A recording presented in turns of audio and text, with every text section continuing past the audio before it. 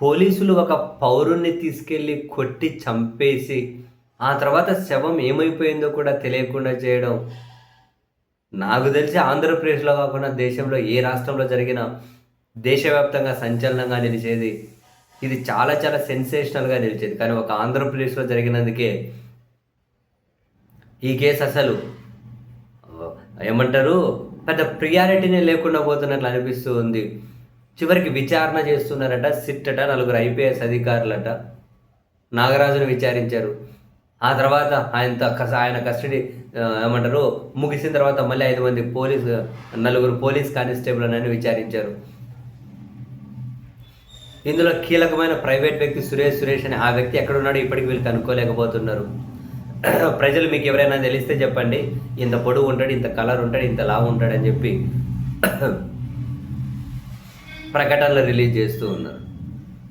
ఇదంతా ఒక ఎత్తు అయితే, వారం రోజులు సిఐ నాగరాజును విచారించిన, 5 రోజుల పాటు నలుగురు కానిస్టేబుల్‌ని విచారించిన, ఏం తెలుసుకున్నారా అని అంటే నాగరాజుని ఏమని అడిగితే, ఏమో నాకేం తెలుసు ఆ కానిస్టేబుల్‌ని అడగండి అన్నారట.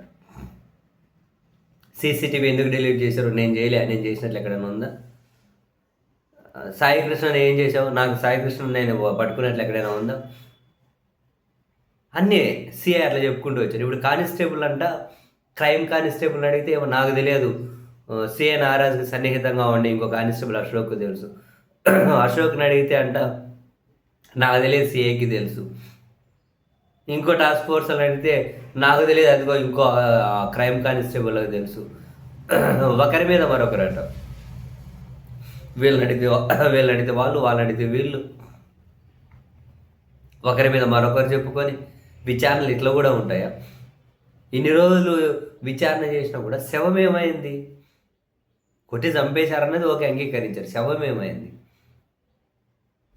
ఆ ప్రైవేట్ వ్యక్తి సురేష్ అంటే ఎవరు? ఏమైపోయింది ఆయన? ఆయన్ని కానీ పట్టుకోలేకున్నారు పోలీసులు. ఇంకా ఆయన కూడా పట్టుకోలేకున్నారు ఒక ప్రైవేట్ వ్యక్తిని. అంటే ఏం విచారణ చేస్తున్నారో సీరియస్‌గా తెలియట్లే. అసలు దేనికోసం విచారణ చేస్తున్నారు? ఏం తెలుసుకున్నారు?